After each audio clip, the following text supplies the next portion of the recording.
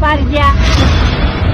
लद्दाख से दिल्ली 750 किलोमीटर पैदल चलने की वजह से सोनम वांगचुक को अरेस्ट कर लिया गया, लेकिन वो अपने अरेस्ट से खुश है। तो चलिए जानते हैं कि आखिर क्या है लद्दाखीज की प्रॉब्लम, क्या है उनकी डिमांड और क्या गवर्नमेंट उनकी डिमांड पूरी नहीं करना चाहती है या फिर गवर्नमेंट डिमांड पूरी कर नहीं सकती है।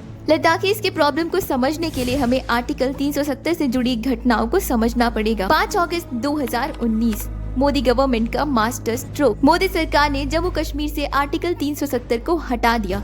इसके बाद जम्मू कश्मीर और लद्दाख 2 अलग अलग यूनियन टेरिटरी बन गया। जम्मू कश्मीर एक यूटी बना और साथ ही उनके पास है उनका लेजिस्लेचर। लेकिन यूनियन टेरिटरी बनने के बाद लद्दाख को लेजिस्लेचर नहीं मिला, यानी कि उनके पास उनका सीएम नहीं होगा। लद्दाख को डायरेक्टली सेंट्रल गवर्नमेंट कंट्रोल करेगी। लेजिस्लेचर का ना होना कितनी बड़ी प्रॉब्लम है, इसे समझने के लिए आप दिल्ली से रिलेट कर सकते हो।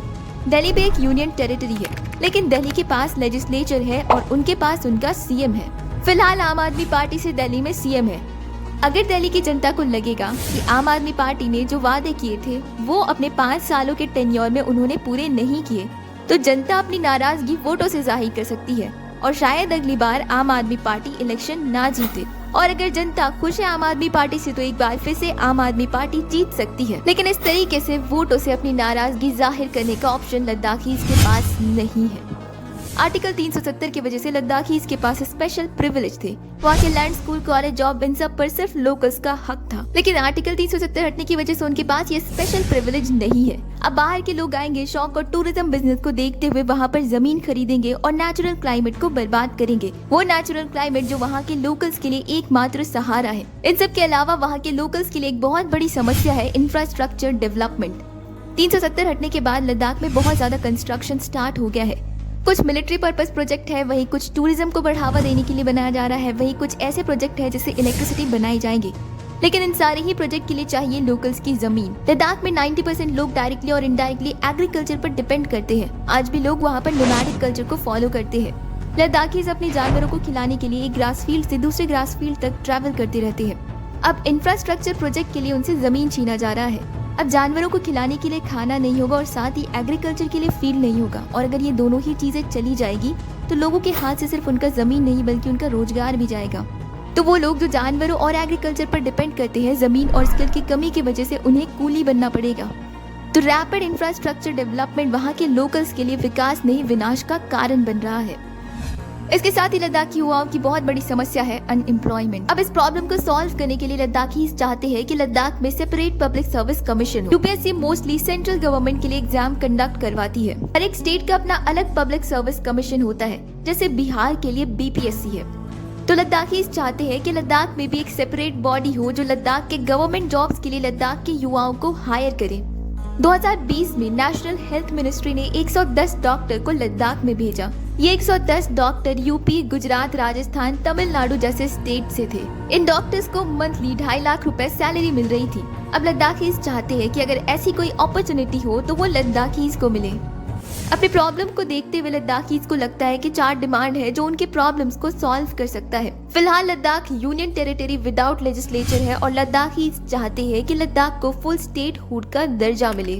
वही दूसरा डिमांड है कि लद्दाख को 6th शेड्यूल के अंदर लाया जाए ताकि ऑटोनोमस डिस्ट्रिक्ट काउंसिल की मदद से लद्दाख के लोकल्स वहां के फॉरेस्ट, लैंड, वाटर, मिनरल्स को लेकर लॉ बना सके और उसे प्रोटेक्ट कर सके। तीसरा डिमांड है कि वहां अर्ली रिक्रूटमेंट हो और वहां के युवाओं को जॉब देने के लिए पब्लिक सर्विस कमीशन बनाया जाए। चौथा डिमांड है कि लद्दाख को 2 पार्लियामेंट्री कॉन्स्टिट्यूएंसी में डिवाइड किया जाए, एक लेह से दूसरा कारगिल से। 2 कॉन्स्टिट्यूएंसी का डिमांड इसीलिए है ताकि लद्दाख को प्रॉपर पॉलिटिकल रिप्रेजेंटेशन मिले। ये था लद्दाखीज का पॉइंट ऑफ व्यू, जहाँ पर उन्होंने अपने प्रॉब्लम के अकॉर्डिंग अपने डिमांड सामने रखे और क्योंकि वो मदर ऑफ डेमोक्रेसी में रहते हैं तो ऐसा करने का उनके पास पूरा हक है। अब हम चीजों को सेंट्रल गवर्नमेंट के पॉइंट ऑफ व्यू से देखने की कोशिश करते हैं कि आखिर ऐसा क्या हुआ कि खुद मोदी गवर्नमेंट ने 6th शेड्यूल का वादा किया और अब वो उस वादे से पीछे हट रहे हैं। ये बात हम अच्छे से जानते हैं कि इन दिनों इंडिया और चाइना के बॉर्डर पर टेंशन कम नहीं हो रही है और इसी वॉर की प्रिपरेशन के लिए चाइना बॉर्डर एरिया के आसपास बहुत सारे इंफ्रास्ट्रक्चर प्रोजेक्ट डेवलप कर रहा है। अब चाइना को जवाब देने के लिए लद्दाख में बहुत सारे मिलिट्री पर्पस इंफ्रास्ट्रक्चर प्रोजेक्ट बनाए जा रहे हैं ताकि अगर कभी वॉर जैसा सिचुएशन हो तो हम चाइना से पीछे ना हो। अब गवर्नमेंट 6th शेड्यूल से पीछे इसीलिए हट रही है क्योंकि उन्हें पता है कि अगर एक बार लद्दाख को 6th शेड्यूल का दर्जा मिल जाएगा तो वो अपने अकॉर्डिंग लॉ बनाएंगे जिससे मिलिट्री प्रोजेक्ट डिले होगा और ये इंडियन गवर्नमेंट बिल्कुल नहीं चाहती है। इसके साथ ही कुछ इंटरनल प्रॉब्लम भी है। अगर गवर्नमेंट लद्दाख की डिमांड पूरी कर देगी तो यूनियन गवर्नमेंट के ऊपर प्रेशर आएगा कि वो अरुणाचल प्रदेश की भी डिमांड पूरी करे, क्योंकि अरुणाचल प्रदेश भी 6th शेड्यूल डिमांड कर रहा है और अरुणाचल प्रदेश के बॉर्डर भूटान, म्यांमार और चाइना से मिलते हैं।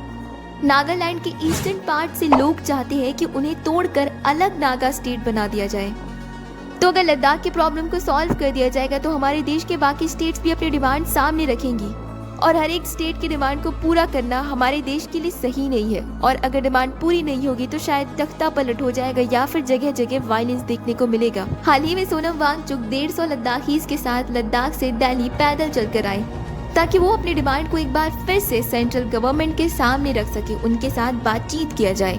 इतने लंबे सफर को तय करने के बावजूद भी कोई वायलेंस नहीं हुआ, लेकिन फिर भी सोनम वांगचुक और 150 और पदयात्री को हाउस अरेस्ट पर रखा गया और इस चीज को किसी भी तरीके से जस्टिफाई नहीं किया जा सकता है।